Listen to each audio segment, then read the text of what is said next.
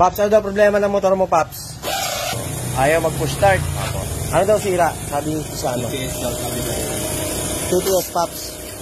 Direct daw kayo lang, nilinis tayo yung trapper pa.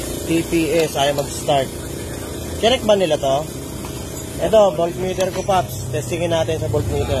Voltmeter na to, napakatanda na. Hindi pa uso ang FI, voltmeter ko na to. Oh.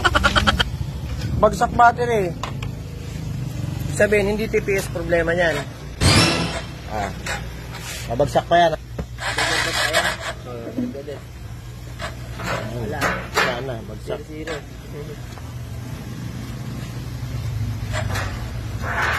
Hanggang 6 volt pala, no? Pinapatasikal nga lang kanina. Yan.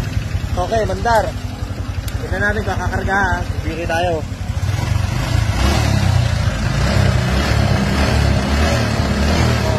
Maangat. Ibig sabihin, okay yung ano mo, charging system. Ang problema mo lang, battery lang problema mo, Paps.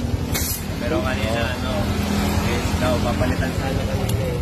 Wala, hindi TPS yan, Paps. Battery lang. Sabi ko, wag na, kaya mo. Pumunta na lang ako. Diretso ka dito. Hindi nila tinek yung battery. Meron siyang tinik niya. Tinignan sa ganito, hindi. Tester yata. Tester. Di dapat nalaman nila yun kung lobat.